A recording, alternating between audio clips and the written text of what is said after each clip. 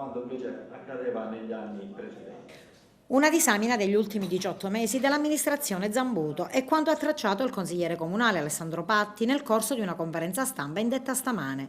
Tributi locali, conti in rosso e situazione economico-finanziaria delle casse comunali. I principali, più importanti, salienti atti e passaggi che incidono nel bene e nel male nella vita di una collettività sono quelli che passano dal vaglio del Consiglio Comunale.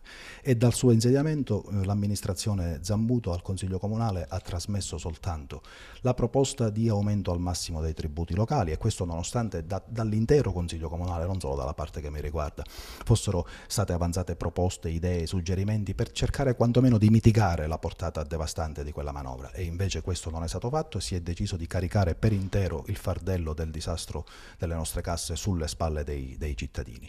Dopodiché il Consiglio Comunale è stato solo chiamato in causa per assecondare quelle che il sindaco definisce grandi opportunità, e cioè assunzioni di prestiti, accensioni di prestiti per andare a pagare debiti, vedi quello con lato Gesa da 10.290.000 euro, debiti che sono nati e che si sono formati nel periodo 2007-2012, quindi attribuibili a questa amministrazione e addebitabili, lo dice la Corte dei Conti, alla totale assenza di lotta all'evasione e all'aumento esponenziale delle forze lavoro.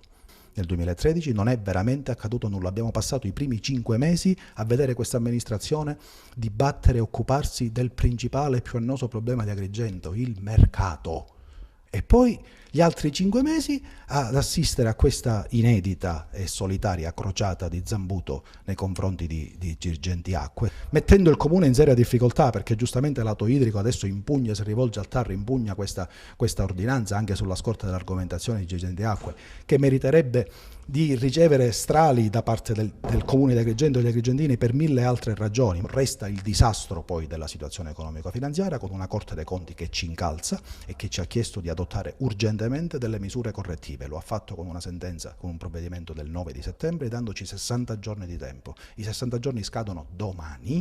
Le misure correttive da adottare per far fronte al disastro economico-finanziario sono state tra i punti all'ordine del giorno della prima riunione della neogiunta convocata questa mattina. Lo scorso 16 ottobre c'è stata una udienza alla Corte dei Conti dove i nostri dirigenti hanno presentato quello che è stato il percorso fatto appunto in questi anni, il percorso del risanamento finanziario, che diciamo, è stato apprezzato dalla Corte dei Conti.